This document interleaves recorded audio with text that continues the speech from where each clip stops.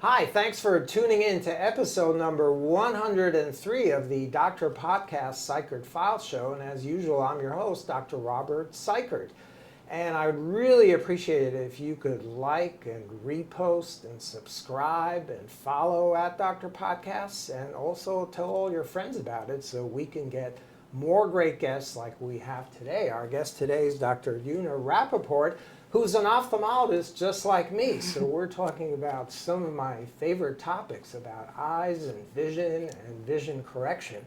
Dr. Rapoport is in Manhattan. She is the ophthalmologist at Manhattan Eye, where she is an expert in refractive surgery. Refractive surgery is a surgery that allows us to change the optics of the eye and allow patients to get rid of their glasses and contact lenses. We're going to talk about several different procedures that she's an expert in. Dr. Rapoport has incredible credentials. After completing a residency, she did a fellowship in cornea and refractive surgery at Harvard's Massachusetts Eye and Ear Infirmary, which is extremely impressive. She's also a clinical assistant professor of ophthalmology at the Mount Sinai Medical Center here in New York City, a very prestigious medical center. And today we're going to talk about several different things, including refractive surgery. We're going to discuss dry eye, and we're going to discuss blepharitis as well. So, Yuna, thanks for taking the time from your busy day and busy schedule to join us today on the program. Thank you so much for having me, Robert. Appreciate it. Yeah, I'm excited. Good. So tell us about your practice, Manhattan Eye. Yeah, so I started Manhattan Eye 5 years ago, right before the pandemic hit. Oh. So January of 2020. Good time Excellent to start. timing, of course. We had a great 6 weeks and then sort of a screeching halt. And of course, it's picked back up quite a bit in the last few years. Right. It's a sort of boutique concierge ophthalmology practice, but we do take insurance. And as you said, I specialize in refractive surgery, cataract surgery, some glaucoma surgery, and then just run-of-the-mill glasses, contacts, a lot of dry eye, a lot of blepharitis, some very specific corneal dystrophies and corneal diseases and infections. Yeah, and it's a great comprehensive practice. It's really fun. I've learned a lot running it the last 5 years, both medically and otherwise, Right. and it's always a great time. Right. Now, you're a master surgeon in refractive surgery, and some of the procedures that we do, things like LASIK, PRK, SMILE, Evo ICL, these are all ways to allow patients to get rid of their glasses and contact lenses. Can you tell us about these procedures? Let's start with LASIK, because that's a word that people have heard for many, many years. And also tell us the difference between LASIK and PRK and SMILE. Yeah, this is what I love talking about to patients. So LASIK is this term that everyone uses as sort of the umbrella term, right? When you say Kleenex, well, you actually mean there could be different brands. So Right. LASIK itself, so usually patients have eyeballs that it might be too long, too short, the cornea is a little bit too steep. What LASIK does, and with all of these procedures except for ICL, we are resurfacing or changing the shape of the front of the eye, the cornea. So what LASIK does, LASIK creates a flap. We lift the flap. The second laser then changes the shape of the cornea, and the flap is put back down. This has been around since 1995 in the US when the FDA approved it. It's very safe. It's been around for a very, very long time, as has PRK, which is also a pretty old technique. PRK, with that, we remove the top layer of cells. The laser changes the shape of the cornea, and then a bandage contact lens is put on to help the cornea heal. Both of these produce excellent vision, whatever the target is, and that's sort of a custom surgical approach that we discuss with each patient.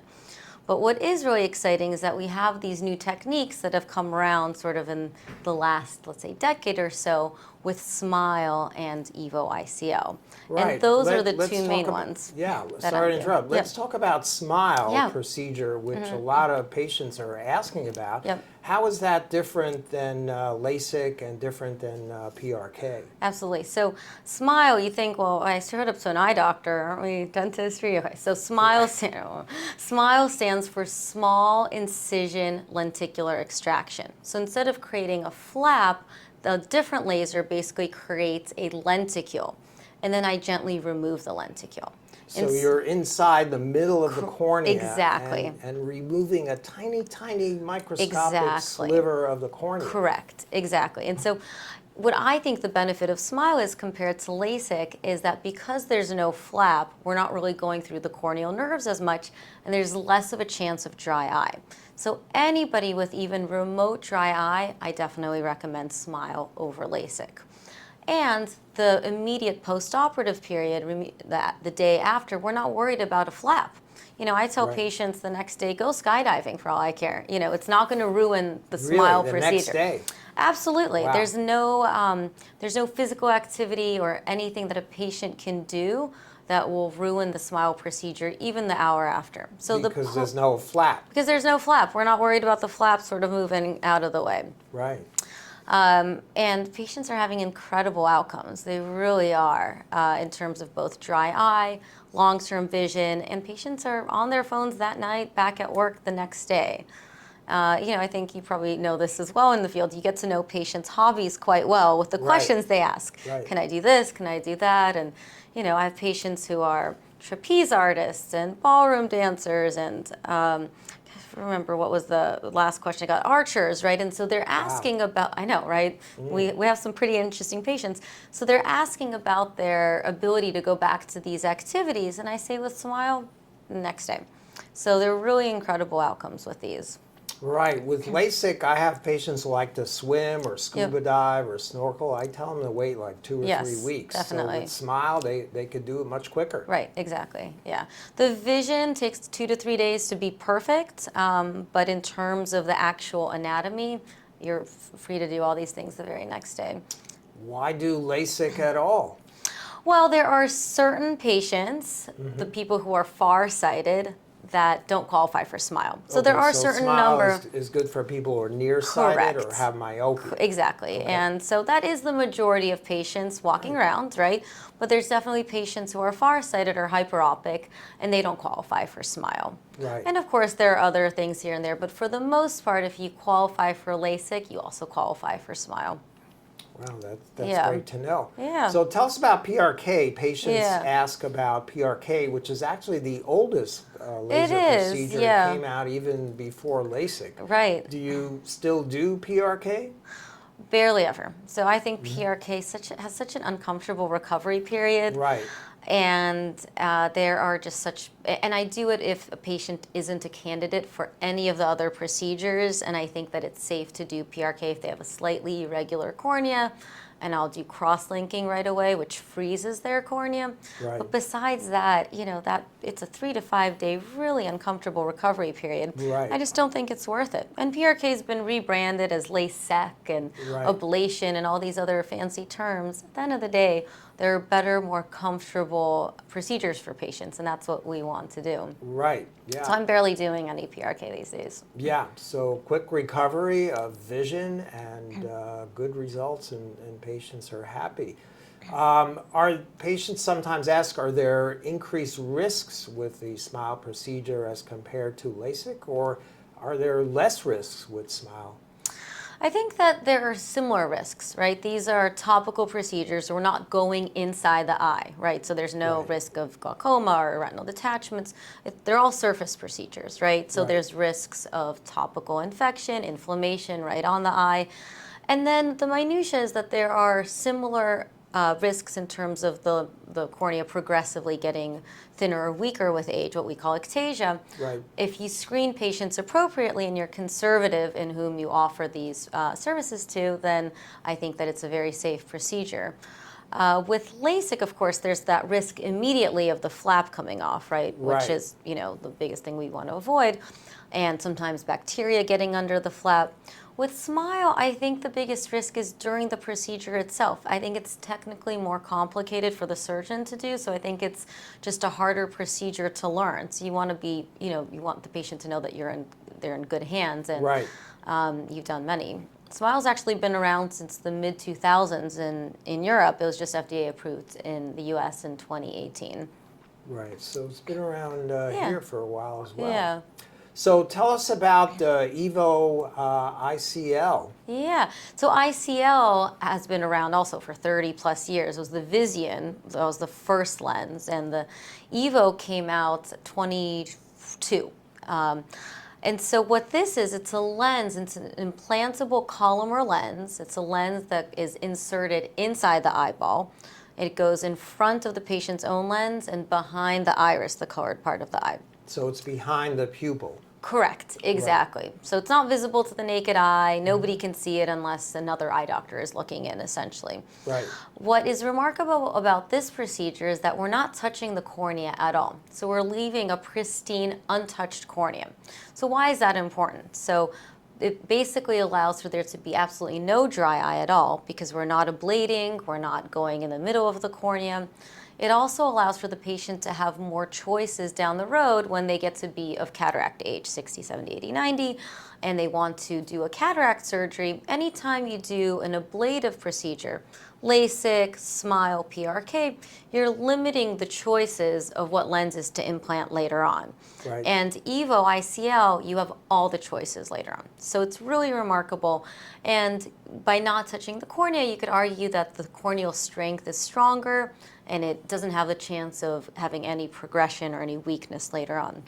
Right. It also goes up to correct higher prescriptions. I've done -18s, -19s, Wow. which is a very high prescription. You couldn't do that with LASIK or PRK or SMILE. Correct, right. yes. And so it's the best option for patients over a -9. But I'm doing Evo ICLs in -6s, -4s even, because the patients sort of understand that it's a unique kind of procedure to not touch the cornea. Right. It's removable, it's replaceable. If something's off, the patient doesn't like it, we just remove it. Right. And when so we it's reversible as Correct. opposed to LASIK, PRK, SMILE, which are not really reversible, Correct. right? Exactly. And so patients like having that optionality. So it's also a pretty remarkable procedure, and I feel very lucky to have all of these options to offer patients when they come in. Right. That's pretty amazing. Yeah. Now, the LASIK and PRK and SMILE are done in the office. There's a laser in the office, but the ICL, I think you have to go to the operating room. Correct. So that's something that patients need to know, right? Yeah, of course. It's a different type of procedure, right? We're operating inside the eye. So all of a Right. sudden, there's a risk of bleeding infection inside the eye. We go to an operating room. It's a very different feel. They're all done under just topical anesthesia, so Right. just drops and an oral relaxing medication. There's no IV. But of course, it's a little bit more involved with ICL because we're monitoring the pressure inside the eye for the first hour and then the next day a little bit more closely. So obviously different risk profile of both, but Evo ICL is an excellent option for patients who appreciate the benefits of it. It's a little bit more expensive because of the cost of the lenses itself that are going inside the eye and also the cost of the surgery center. But besides that, this is a procedure that's really gaining popularity. It's very popular overseas in Asia, where they have really high rates of nearsightedness and myopia. Right. And it's really gaining popularity here. Can you also do people who are farsighted, or is it just for nearsightedness? Yeah, great question. So only nearsighted, Only right? So above a nearsighted. -3. Yeah. So there are certain, number limitations for ICL, so sort of between a -3 and a -15. With SMILE, it's between a -1 and a -9. With LASIK, really a plus, 2, you could argue a little higher, depending, to like a -7. And these are kind of broad numbers because Right. it depends on the thickness of the cornea, it depends on the shape of the cornea and the angle inside the eye. It depends on quite a few things. So, Right. yeah. Now, let's say a patient is a -5 myope or nearsighted. Why would they pick the ICL as opposed to LASIK or SMILE? Great question. And this is sort of, it's hard to know how to counsel patients, right? So, Right. With the -5, presuming a healthy cornea, you're kind of a candidate for everything. Right. So off the bat, I sort of don't even talk about PRK or LASIK. So we're really talking about SMILE or ICL. Both will give you 20/20 vision at distance. It will give you perfect distance vision. And at the end of the day, I sort of gauge the patient's interest in, okay, yeah, something removable, replaceable. We're not touching the cornea. This is great, right? Other patients go, oh, I have to go to an operating room. You have to put something inside my eye. So I sort of gauged kind of what the patient is interested in. I know that I have incredible outcomes with both of these technologies. And at the end of the day, sometimes patients choose based on cost, which is fair, right? Right. But whatever they kind of are leaning towards, I make sure that they know all of the options. And I think that's important because oftentimes patients go to a center or a clinic and the only thing that's offered is PRK or the only thing that's offered is SMILE. Right. I think that the patients should know about all of the options. Right. They all And have pluses and minuses, yeah, pros and cons. exactly. And I just want my patients to be as well educated as possible so they make the best decision for themselves. How quick is the vision recovery with the ICL? You mentioned SMILE, they see well in 2 or 3 days. Yeah, I would say SMILE they see well actually immediately, but but the full 20/20 is a couple of days. Same thing with ICL. So the patients leave dilated, fully dilated, so that obviously isn't perfect vision. Right. But as the pupil comes down, the next day they get to be 20/20, 20/25. Wow. So same thing with ICL. Everyone's back at work the next day. A little bit of limitation around exercise and kind of intensive sports. Right, because you've made an incision Right, into the exactly, eye. yeah. Right. That's very interesting. Yeah. Does the Evo ICL have some microscopic holes in it that allow for fluid to circulate inside the eye? Can you tell us about that? Yeah, exactly. So this was the big innovation when we went from the Visian pre-2022 to the Evo. So before, the ICL was the same, the Visian, but because there was no hole, we had to do a separate laser procedure before the procedure. And now there are these microscopic holes in the lens which allow the fluid to sort of circulate, and that basically prevents the risk of glaucoma. And so that's not even a concern at all anymore, which was a great innovation. So you don't have to do the iridotomy laser procedure prior to this. Exactly. That's pretty amazing. Yeah. Now, tell us about some wow moments that patients have when you do the SMILE procedure. Somebody who's a -6 or -7, they can't walk around without their glasses or contacts. And an hour later, they're seeing great. And same with the ICL. Tell us about some memorable wow patients. Actually saw somebody earlier this week. It wasn't an immediate wow. He was, I did SMILE for his wife. Then he came in, and that's always lovely, treating families and friends. And he was a lifelong runner, long distance runner. And his dream was to do the New York Marathon.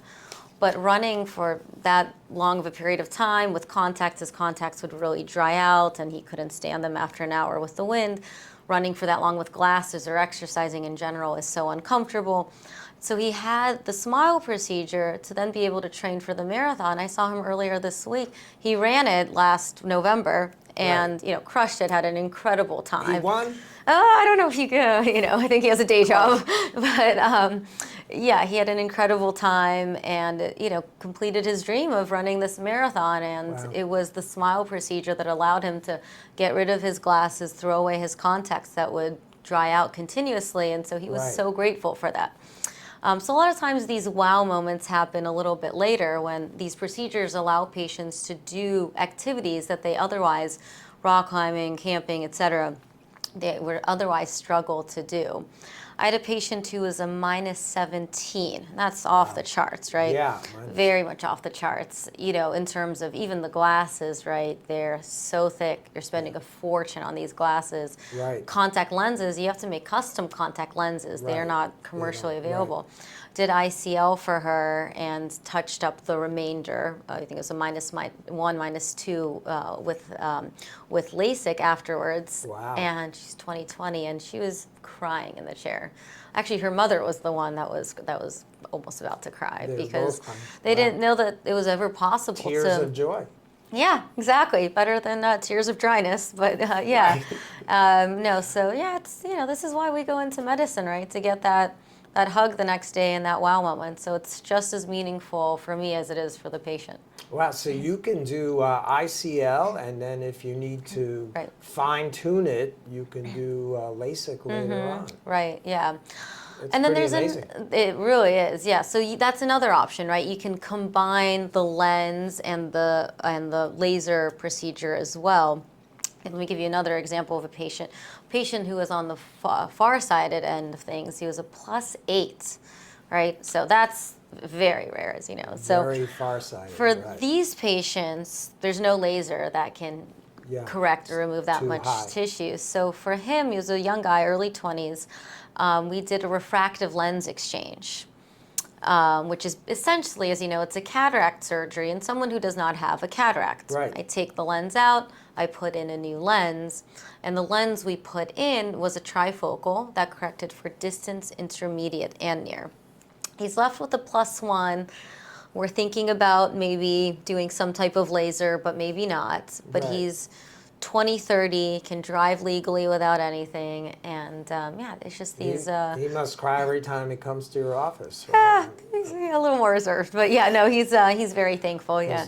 +8, you can't Yes. see up close, you Yep. can't see far away, Right, you're yeah. 100% dependent on Correct. the glasses full Yes. time. So to go from +8 to +1 Yeah. is miraculous. Yeah. That's pretty amazing. Yeah, no, I fully believe in this. I had LASIK myself, I think 16, 18 years ago. Oh, really? And Wow. I'd probably choose something. I'd probably choose ICL or Smile, but that wasn't really an option back then. Right. And so I fully believe in it. I think it's really a remarkable surgery to provide for patients. Right, I'm lucky. I'm plano, meaning Oh. I have no prescription, so I'm 20/20. But yeah, the patients love that. So now, I mentioned earlier that you did your residency and then you did the top cornea refractive surgery fellowship at Harvard. But things are constantly changing. New procedures come out, you have to learn them, you have to become an expert at them so that you can provide the excellent care for your patients. How do you stay on top of all these things and become expert at these new, innovative, incredible procedures? Yeah, I think it's important to stay at the forefront of your field, right? Because new technologies are constantly evolving, and if we were doing cataract surgery the way we were 1970, things have progressed. Right. So, I think it's organic, right? You read journal articles, you talk to other doctors, you're just aware of new technology that comes out. And if you think that this is a service or a procedure or a treatment that you'd like to provide for patients, you seek out training. There are many colleagues that you can go fly out who are already doing these procedures and maybe shadow them. There are official training programs. I actually went to learn Smile in London with Dan Reinstein, who created Smile. So when it Wow. came out, I wanted to get the official training. But the companies that either make the lenses or the lasers, they have incredible people that are working with you to either do wet labs or provide training. So, and as you know, once you are comfortable operating and you have the hands for something, it's easy to learn another technique. Right. You just have to decide you want to do it. I think that's the biggest decision of all. And yeah. And then, of course, you want to integrate it into your practice. You want to talk to your staff so that they know how to talk about it to patients. And, it's definitely a team sport. So, I might be the one doing the procedure and talking to the patient about the medical aspects of the procedure. But my surgical coordinator, I couldn't do what I do without her, right? She's Right. the one who counsels patients. So she has to understand the procedures as well. So when And you you've trained her to understand it. Exactly, and or be able to provided explain it resources. thoroughly to Right. patients. Yeah, and actually did her Smile as well, Oh, which all helps. right. Yeah. So that helps. Yeah. So That gives patients confidence Right. as well if Yeah. the surgical coordinators had it. right. Exactly. Yeah. Which company makes the Smile laser? So Zeiss is the company that makes the Visimax laser to do the Smile procedure. There are other companies that are making lasers to do the lenticular procedure. More of them are actually in Europe and overseas. Johnson & Johnson has an Alita machine that isn't quite ready in the US. It only creates the flap so far, but isn't fully FDA approved to do the lenticule. That's actually going to go up to a -12 and a minus and a 6 on the stigmatism. And Schwinn is a company out in Europe that makes a laser to create lenticules out there. I don't think they have a footprint here in the U.S. yet. Right. Zeiss is incredible. They make the best microscopes. They really do. And all kinds of equipment and intraocular lenses. So they're really amazing. Which company makes the Evo ICL? So that's Star Surgical, and that's also a company that has kind of risen out of, I don't want to say that out of the ashes, but they had this great technology and they innovated on the lens, and you know, we're seeing the Evo ICL become quite popular in the US. So that's also another incredible company that is focused only on ICL, which also gives you a little bit more confidence in it, right? That's all they're doing. So you know that the quality of this lens is you know, incredible. Right. So you spend a lot of time with your patients explaining all the different procedures, the pros and cons of each, so patients feel confident when you're done that they're making the correct choice with your support. Yeah. That's very important. Yeah, I think it's a joint decision, right? I give them all the options, we discuss everything, and at the end of the day, you know, some patients say, you pick, right? Or they don't say you pick, but you know, I trust you, doc, to help me decide. And others are, you know, they go home and they do all the reading and they're the ones who decide. Right, yeah. Some patients tell me that you pick, and others come in with 300-page printouts from the internet and now AI, and they're pretty knowledgeable and educated. So, a whole spectrum of different types of patients. So let's move on a little bit to the subject of dry eye. Dry eye is a big problem. There are literally tens of millions of people in the USA who have dry eye. And it's a very frustrating condition. We've traditionally treated it with lubricant eye drops, but patients get frustrated because they have to take it many times a day.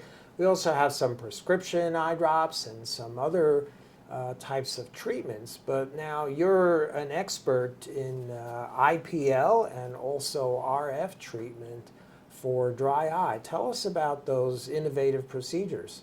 Yeah, I mean, I think the old way of treating dry eye is, you know, daily drops, multiple times a day, and there's definitely a role for pharmacology, right? It suppresses the inflammation, it produces more tears, but it's something that patients have to do every day, along with a blepharitis routine, warm compresses, lid wipes, and this is a nightly thing. So when patients say, okay, great, thanks for the recommendations, how long do I have to do this for? And I sort of say, well, the rest of your life. And they look at me like, okay, like, right, I'm not going to do that.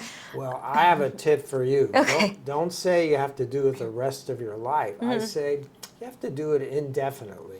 They like that much better. Oh, I because like that. Indefinitely gives them hope that at some point they can stop the treatment. Sure. But most of the time, they do have to do it for a long, long time. Unless they are able to get one of these procedures, which can help decrease the amount of homework they have at home. Right. And that's sort of how I look at it, right? There are sort of these procedures you can do, and that mixed with pharmacology, I think, is kind of the way to go forward. Right, that's the problem, is compliance. So I have patients with dry eye and blepharitis, and I give them a list of 4 or 5 different things they have to do every day. And the first few weeks they do it, then they start getting a little bit lazy, they run out of drops, they stop cleaning their eyelids, and in a few months they come back again with the same problem, and they're unhappy. And I explain, well, remember I told you have to do it indefinitely, and they go, yes. So tell us about IPL and RF, which are new innovative treatments for dry eye. So intense pulse light, it's actually used cosmetically for pigmentation and redness, but now for dry eye and for skin. For skin, dermatology yeah, for dermatology, for cosmesis, things like that. But what IPL does around the eyelids is it targets the blood vessels that go to the glands in the eyelid. These glands produce something called meibum, which is good oil. And when they're clogged and the glands themselves atrophy and die. So what IPL and RF, radio frequency, do is they target the actual architecture of the glands, and it helps actually restore the original architecture. So it is sort of a cure for the piece of the dry eye that comes from not having a good quality oily tear film, right? You want that tear film to be a good quality. Right, so these glands produce an oily substance Exactly. that lubricates the surface Right. of the eye, and if the glands are inflamed or irritated or clogged up, there's none of that oily material in the eye's dry eye. Right, exactly. And the other thing that IPL helps is that it reduces what we call telangiectasias, which are these little sort of unsightly little blood vessels on the eyelid margin, and it helps improve the cosmesis of that. So usually we do, 4 treatments a few weeks apart. I usually combine IPL and RF. RF also has this nice added benefit of producing more collagen and targeting collagen stimulation around the eyelid. So it kind of helps, lift the eyelid a little bit and produce a more clear eye approach.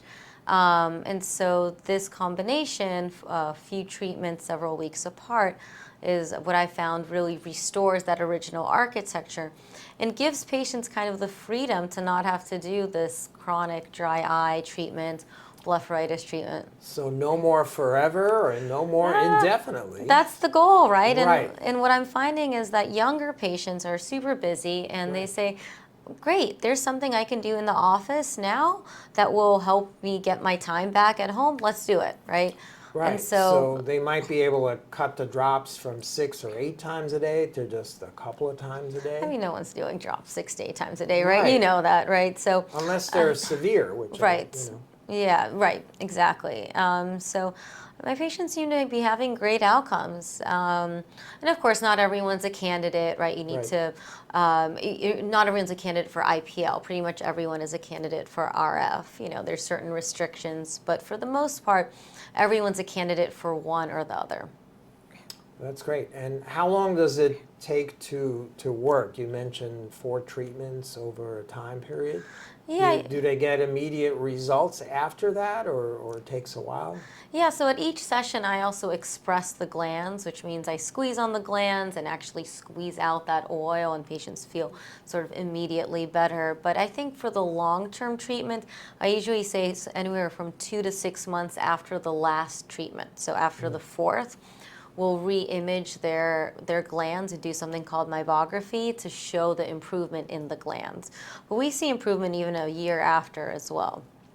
So it's a continued improvement. That's Yeah. great. Yeah. Yeah, because compliance is the biggest problem Absolutely. I find Yeah. with dry eye. Now, there's another condition that's related to dry eye called blepharitis, which is an inflammation of these glands in the eyelids, which causes swollen eyelids. It increases the risk of styes and infections. It's uncomfortable. It's also unsightly cosmetically. And the treatment for blepharitis has also been kind of frustrating for patients. So I understand you do some procedures to treat the blepharitis, which also helps the dryness. Tell us about the treatments for blepharitis. So IPL and RF are the 2 main ones because they treat the dry eye from the blepharitis. We also offer something called tear care. So this is targeted heat right on the eyelids. So when we tell patients at night to do a warm compress, then wash off the oil, the tear care gets to a degree that actually melts that oil. And when I express it out, it actually helps clear things up. The Blephx is sort of like a micro exfoliation that we offer, and we're basically getting rid of the debris right at the eyelid margin. So both of these are really great procedures to kind of clear everything out, get rid of all of the extra debris on the eyelid margin. Patients feel better, they look better, they really like these procedures as well. And they last a long time? Not as long as IPL and RF. IPL and RF, I would say, is the kind of gold standard for patients who want to cure the disease and never look back, right? Right. Cykiert and Blepharitis, they last anywhere from 3 to 6 months. I have some patients who get them quarterly, some patients who get them twice a year, but of course it depends on the patient's condition. Well, every patient's different. You have to course. customize the treatment. So tell us about your company. You're the CEO of Bioptics, right? Yeah, patient care is wonderful and great, but I thought how amazing would it be to create a product that came to market that would help, millions right all at once. So Right. we are a biomaterials company in the ophthalmology space, and our first product that we're working on is something called an OVD, an oculoviscal device. So it's not really a device, it's a gel that we inject during every surgery. Right. During cataract surgery. During and corneal cataracts, transplant exactly, surgery, and right. glaucoma, none of the refractive surgery, but anything inside the eye. The goal of an OVD is to maintain the space, keep the cornea clear so that the surgeon can see what they're doing, and to protect certain parts of the eye. And the current OVDs on the market haven't been innovated in 25 years. Right. And one of the main ones that is popularly used is actually made from shark fin. So we're harvesting shark fin to create these OVDs that I don't think is talked about that much. And so we're working with a lab. We have IP that is a commercially derived in a lab OVD that not only isn't derived organically or making it in a lab, but it also converts to a complete liquid at the end. And as you know, one of the main complications on the first post-operative day after cataract surgery is a spike in the pressure. Right. And so how amazing would it be if surgeons didn't have to worry about that? It would turn into a complete liquid, so it's either easier to remove, or we even leave the liquid inside the eye, potentially put some medication in there so it's drug-eluting at the same time. So it has some great potential. That's a great idea you've come up with. So the gel, which we now have to remove at the end of the cataract surgery, you're saying leave it in and it becomes more like a saline solution on its own. So we don't have to worry about the pressure spikes or removing it from the eye. Yeah. When do you think you'll have FDA approval and be able to market it? Can you predict? So we're in preclinical. We're still very early on. We're doing some animal trials and then progressing to human trials. So it's, I would say, conservatively, hopefully early 2028. Of course, things takes a long time. Takes such a long time. And now that I'm on this side of things, I'm very appreciative when things come to market, right? And I sort of see how much work goes into it, so that as physicians, we're almost like the consumers to be able to offer technology to patients. And now that I'm on the development side of things, I realize that it's a ton of work and it's very slow and very stepwise. But the sharks are thrilled. The sharks are thrilled, yeah. I mean, there's more surfers for them in Australia to get after. Yeah. Right. So sharks are having a wow factor with you. Yeah, yeah. Also, tears of joy. You don't use me. I'm a fan of marine wildlife, actually. Oh, you are? Yeah. Oh. Scuba diving and sunrise. That's awesome. Now, you're also a go-to expert for media. You've been on lots of TV shows, including the Dr. Oz show before he became a politician. And tell us why they contact you, and how do you become so good at explaining things that are complicated to the general public so they have a good understanding of these complex issues?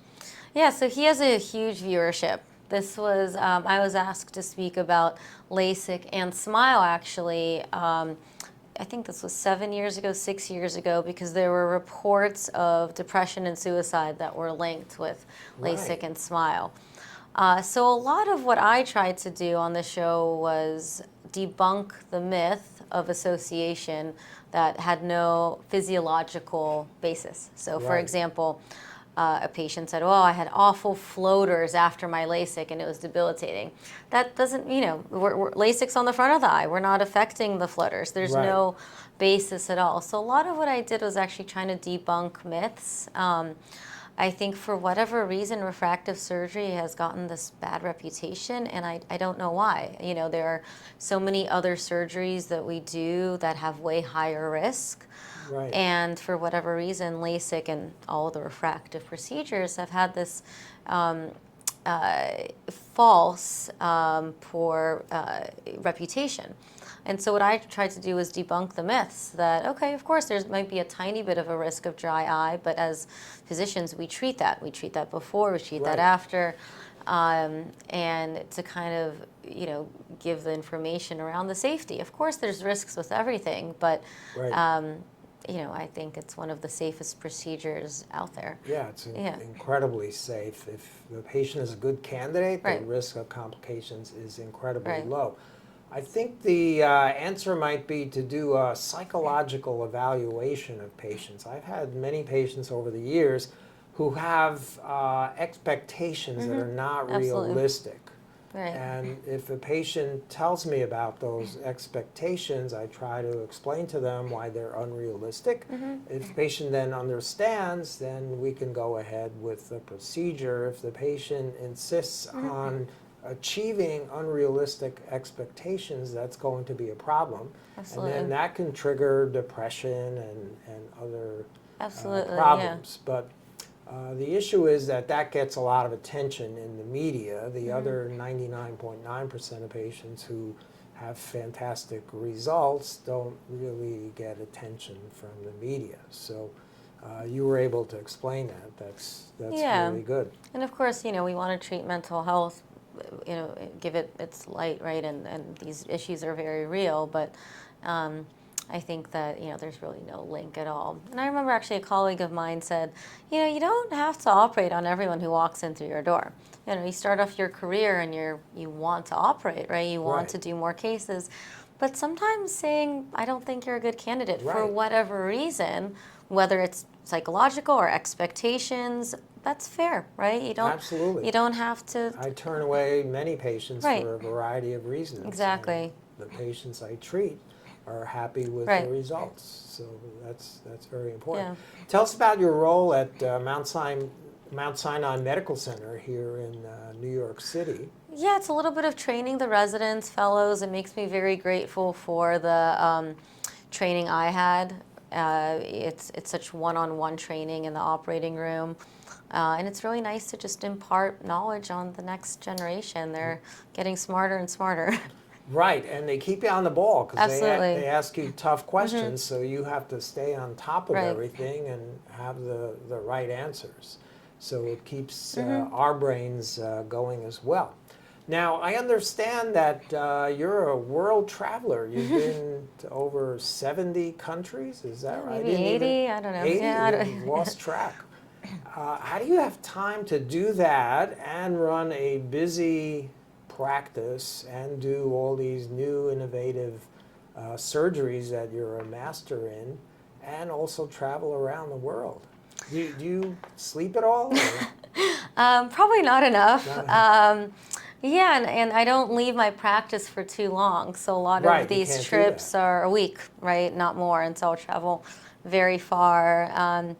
You know, I think I'm actually inspired by different cultures and nature especially. But you'd be surprised. I have a group of patients, primarily women in their 60s through 80s, who are crazy travelers. And I'll say, oh, I'm going to Papua New Guinea. I'm going to Oman. And they're like, oh, yeah, let me tell you about my recommendations. I'm like, you've been there? Like, yep.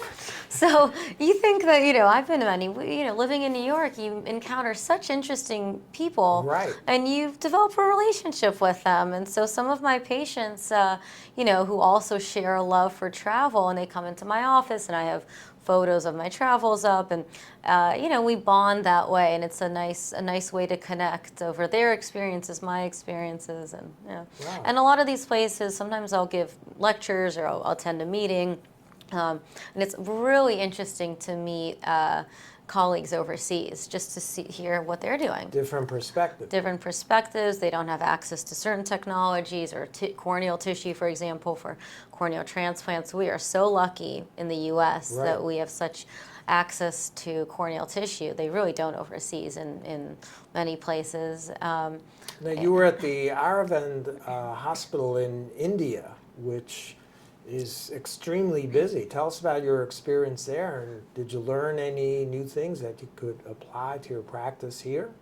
That actually, that was the reason why I went into ophthalmology. I took a gap year in med school. Oh, really? I started med school very young, and I needed a year off, and so I was working on a master's in public health at the time, and I was doing my thesis on... So you have a master's in public health as well? Yeah. Okay. And so I was doing my thesis on the cataract camps, and I went from the public health point of view. What a wonderful service the Aravind camp system. It's not even one hospital. They have satellite hospitals all over the south of India and in Africa as well. And so I was over there researching that system, helping a Ghanaian ophthalmologist start a similar program in West Africa, in Ghana.